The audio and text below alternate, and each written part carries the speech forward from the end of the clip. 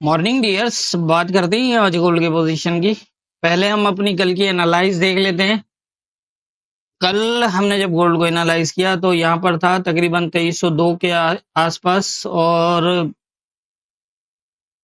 मैंने यही कहा था कि यहाँ पर काफी चांसेस नजर आ रहे हैं कि बुलिश हो सकती है मार्केट। और अगर ये 23,7 के ऊपर H1 का क्लोज, H4 का क्लोज अगर लगा है तो यहाँ से जो है इसका फर्स्ट टारगेट 2318 होगा, और अगर 2318 को ब्रेक करता है तो फिर ये 2328 तक जाएगा।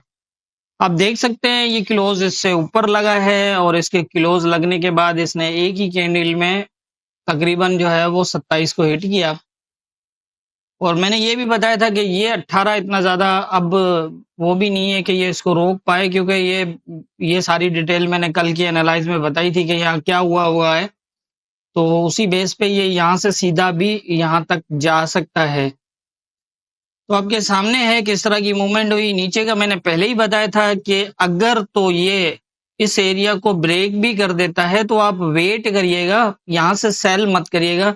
नीचे वाली जो सपोर्ट है वो आपको सपोर्ट देगी, और 27 से ऊपर किलो, 7 से ऊपर किलोज का वेट करिएगा H4 का। और फिर आपके पास सेम पोजीशन थी जो मैंने इस पोजीशन के साथ बताई थी, और जिस तरह मूवमेंट हुई है वो भी आपके सामने। इसमें इजीली यही होता है कि यहाँ पर हमें वेट करना है। अगर तो यहाँ पर रिस्क ले सकते हैं तो फिर 94, ये जो एक माइनर सा जोन था, इसके नीचे एसएल के साथ बाय कर सकते हैं। क्योंकि देखिए मैंने पूरा इंडिकेट किया था कि यहाँ से बाय के चांसेस ज्यादा हैं, क्योंकि अगर यहाँ से मुझे सेल ज्यादा नजर आता तो मैं आपसे यही कहता कि आप अगर ये इस एरिया को ब्रेक कर दे इस वाले एरिया को, तो भी आप यहाँ से सेल कर सकते हैं। लेकिन मैंने यही कहा था कि अगर ये एरिया ब्रेक भी होता है तो आप वेट करिएगा, नीचे से ये बुलिश ही होगा। तो इससे समझने की बात यही है कि यहाँ से बाय ही देख सकते हैं, सेल नहीं।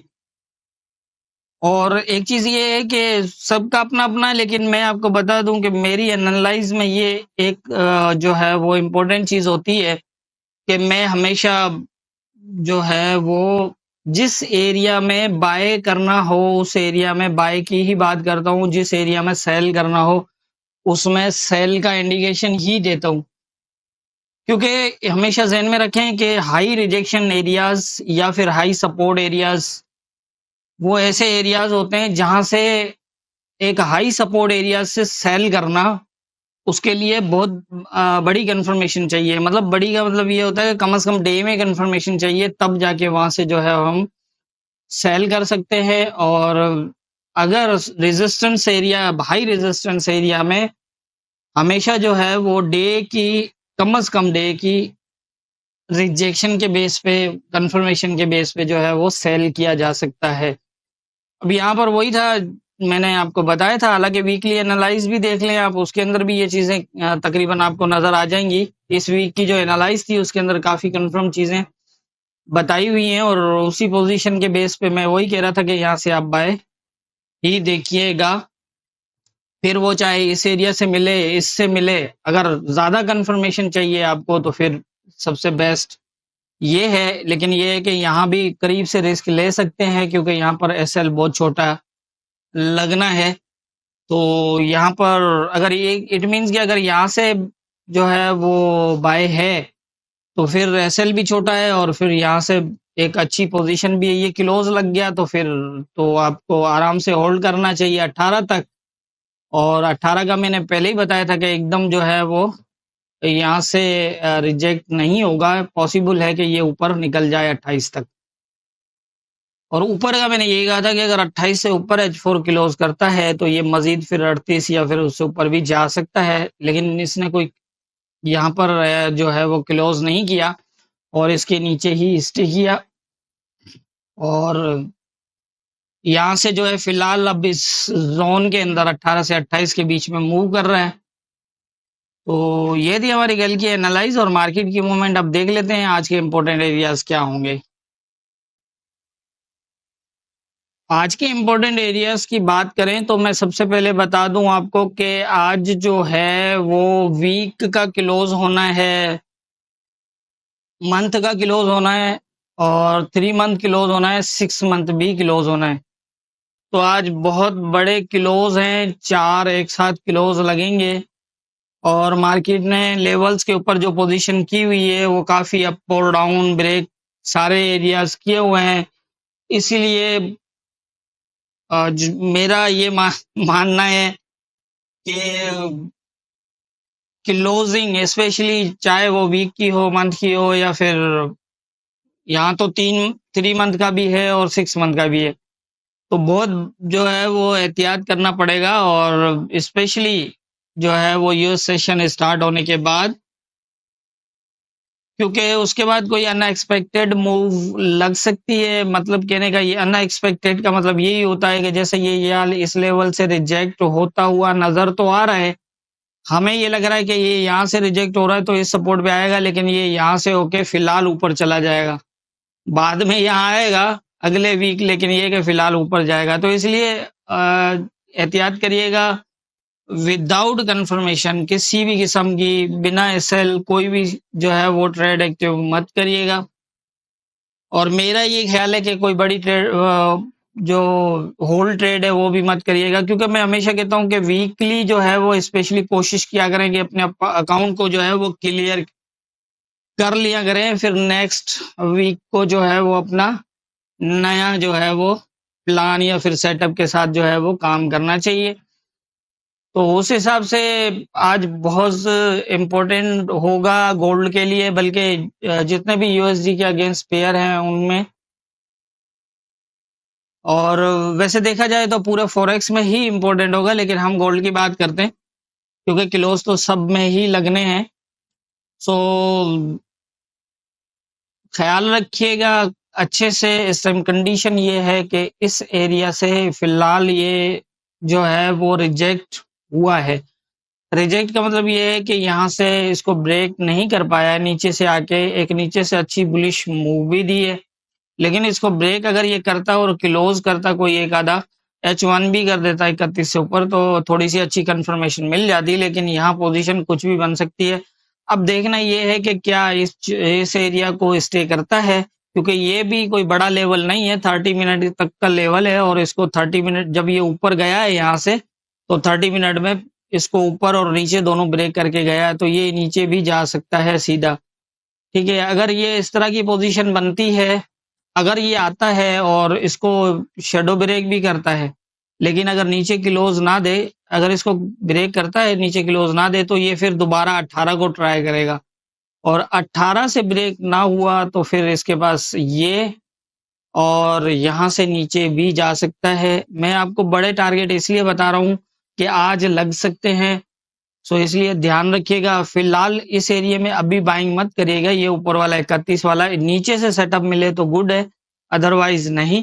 अगर ये इसको ब्रेक ना करे यहाँ से जैसे आता है और अगर ये 14 को स्टे करता है तो 14 से 31 तक जा सकता है, इस तरह से देख सकते हैं आप। और अगर ये 14 को ब्रेक कर दे तो फिर इस एरिया को अगर टेस्ट करके बुलिश होता है तो फिर एक अच्छी पोजीशन बन सकती है। ये ऑलरेडी भी ब्रेक है, फिर ये यहाँ तक भी जा सकता है, लेकिन 38 ब्रेक नहीं है। अगर इसने 38 को ऊपर ब्रेक कर दिया और H4 का अगर इसके ऊपर क्लोज दे दिया तो फिर जो है वो ये नीचे 30 तक आएगा।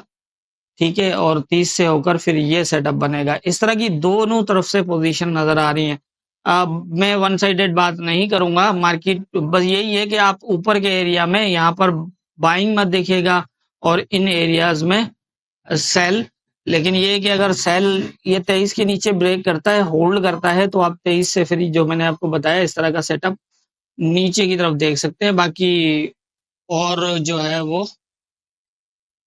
ऊपर की तरफ, क्योंकि ये हाई, मैंने जैसा पहले भी बताया कि ये एक हाई सपोर्ट एरियाज हैं और यहाँ पर जो है वो हमें बड़े क्लोज के साथ जो है वो सेटअप चाहिए। अगर ये इस एरिया को ब्रेक ना करे और यहाँ पर स्टे करे तो हो सकता, अगर ये भी हो सकता है कि इसको शेडो ब्रेक करे, थोड़ा सा ब्रेक करे और फिर 18 तक जाए और 18 से होल्ड करे तो फिर ये नीचे आ जाएगा।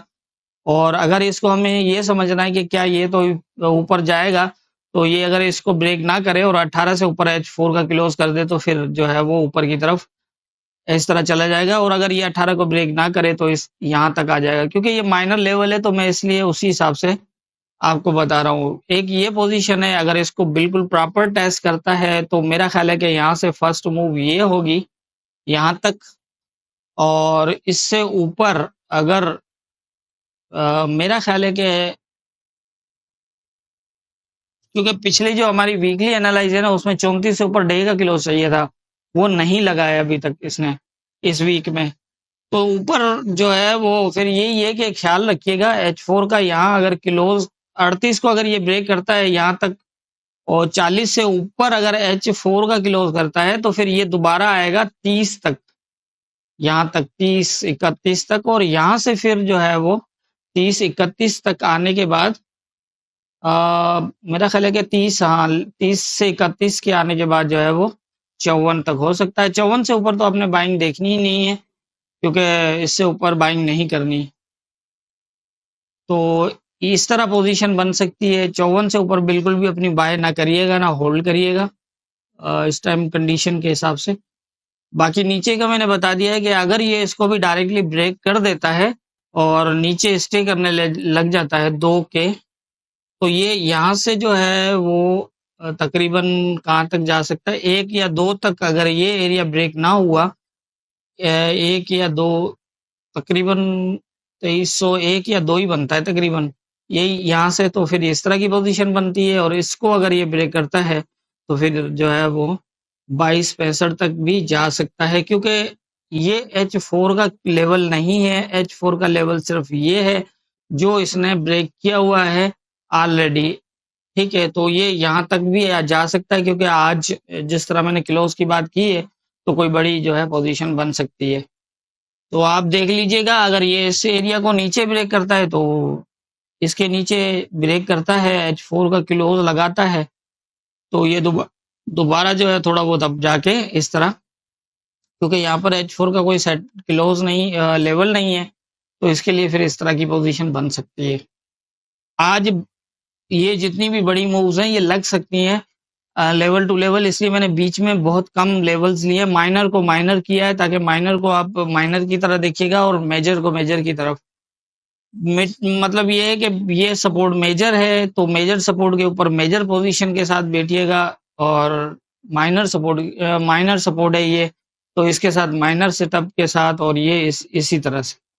अब मार्केट यहाँ पर है तो मैंने ऊपर के रेजिस्टेंस एरिया इंपॉर्टेंट बता दिए हैं, और मार्केट यहाँ पर है इसलिए इसके नीचे जितनी भी सपोर्ट्स बनती हैं वो मैंने बता दिए हैं। इसी तरह से ही देखा जा सकता है।